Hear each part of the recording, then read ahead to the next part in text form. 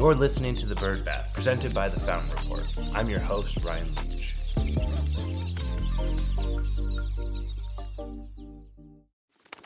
Welcome back to The Bird Bath. Each week, we scrape the surface of the news you need to know, so let's get into it. Kicking us off this week is a strategic growth investment into Heart+Paw. Heart+Paw, which is a veterinary group based out of New England, announced that they have received what they call a significant strategic growth investment from Whistler Capital Partners. In the announcement, Heart+Paw mentioned that they'll continue to be led by their existing management team, including their founder and chief veterinary officer, Dr. George Melillo, and their CEO, David Lassus. They did not dive into the financial terms, but I, for one, would love to get an idea of what the investment looked like and what the valuation there was. But in the announcement, Dr. Melillo said, "We pride ourselves on Heart+Paw's veterinary-led operating culture and trusted brand that can meet most clinical and non-clinical needs for discerning pet parents in one familiar destination." Now, Heart+Paw recently started out as a group that was making primary acquisitions, and then over the past 2-ish years, pivoted to doing a higher number of de novos in their acquisitions or in their growth strategy. So something that we've seen a lot of groups doing, and it seems like it was something that definitely attracted some investment from Whistler Capital. Now, this is Whistler's first investment into the veterinary space, but they do have a very deep expertise into the healthcare sector. Right now, Heart+Paw has 28 practices across 10 states, so we should expect to see them continue to grow that footprint over the next few years. The telemedicine company Airvet rang in the new year not with your traditional ball drop, but instead with the ringing of a phone call. Airvet became the first veterinary telehealth company to make a fully VCPR-compliant remote diagnosis and written prescription in the state of California. As we've covered in the Bird Bath for a couple times, there was a major law passed in California, Assembly Bill 1399, which allowed telemedicine visits to be made without an in-person VCPR. The law began on January 1st, and Airvet is the first ones to take advantage of that. Now, Dr. Jeff Werber, Airvet's chief veterinary officer, was on call New Year's Eve and conducted the visit. He was quoted as saying, "It's an honor to be a part of this milestone in veterinary medicine. I've been working with pets and pet parents for 40 years, and I'm thrilled that California is finally recognizing the significant benefits of telemedicine for veterinary care." As you guys all know, this is a story that we continue covering, and we continue to see more and more states beginning to participate in telemedicine and the changes to the VCPR laws that allow telemedicine appointments to happen more quickly and seamlessly without an in-person visit.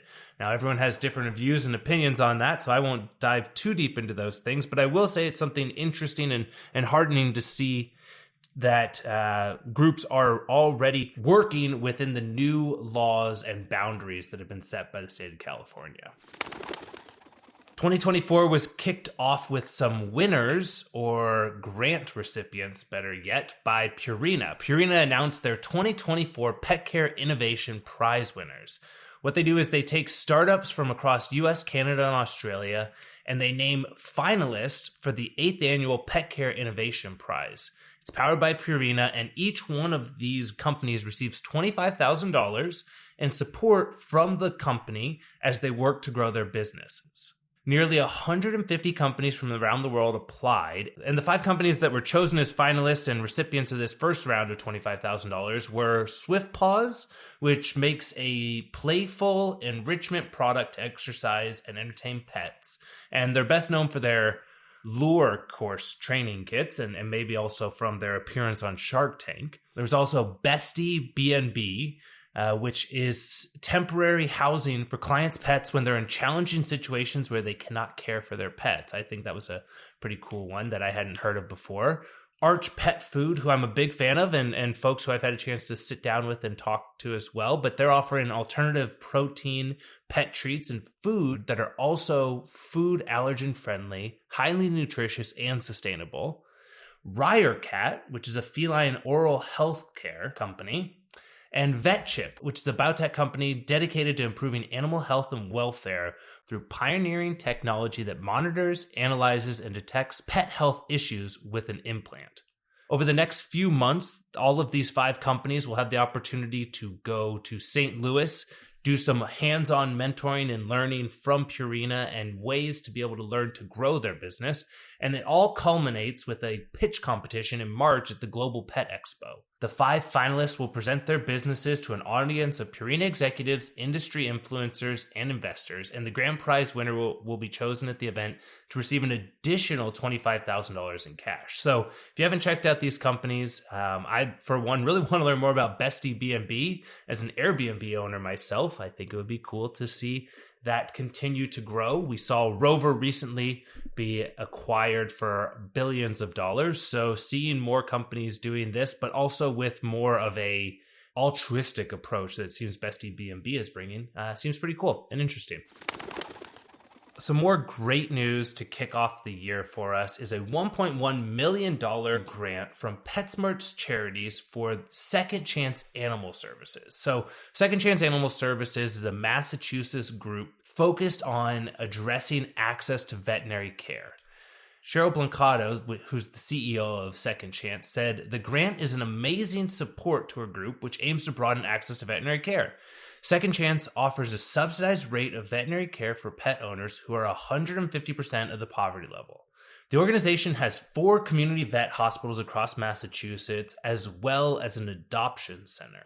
Kate Atima, Director of Community Grants and Initiatives at PetSmart's Charity, wrote in an email that the grant is part of a $100 million commitment PetSmart Charities made in 2023 over the next 5 years to support accessible veterinary care in local communities.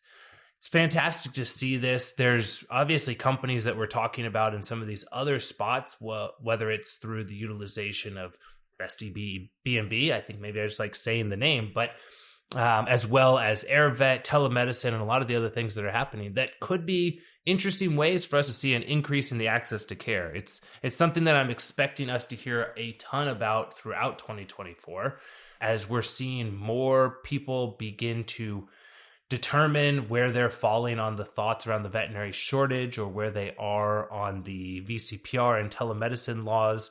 A lot of that rolls up into an entire idea of access to care. So if you're tired of hearing about it now, you're going to have a long year because 2024 is going to be very heavily about access to care, as well as I think we're going to start hearing about a lot more of these groups like Heart+Paw start to see investment that they had been looking for an extended period of time. It's something that I'm personally excited about. I think there's a lot of wonderful opportunities for some groups that have been set aside or in more of a stealth mode as a way to be able to continue growing. We've got some great companies that have just announced themselves. One thing that I think a lot of people should read up on and look out for is TrueVet, which was started by Keith True and a team of fantastic doctors in the Chicago area. I think they're looking at taking on some incredible things in 2024 and lots of wonderful other things for people to read about it and dive into. If you're looking for more ways to stay in touch and find out things that are happening in the industry, this week on Wednesday through Friday, I will actually be at Vet Partners in Orlando and then scoot right down the road to VMX, where we're going to be having some live recordings and a lot of fantastic things happening at that conference with NAVC. So if you're in the Orlando area or the Florida area, make sure to say hello. We'd love to always hear what you're enjoying at the Bird Bath and what other things we can cover to keep you up to date on what's happening in your industry. And for more on these and other stories, join us by subscribing to the Fountain Report. There's always a link in a bio, and don't miss out on any episodes by subscribing and rating the show. For the Bird Bath, I'm Ryan Leach. See you next week.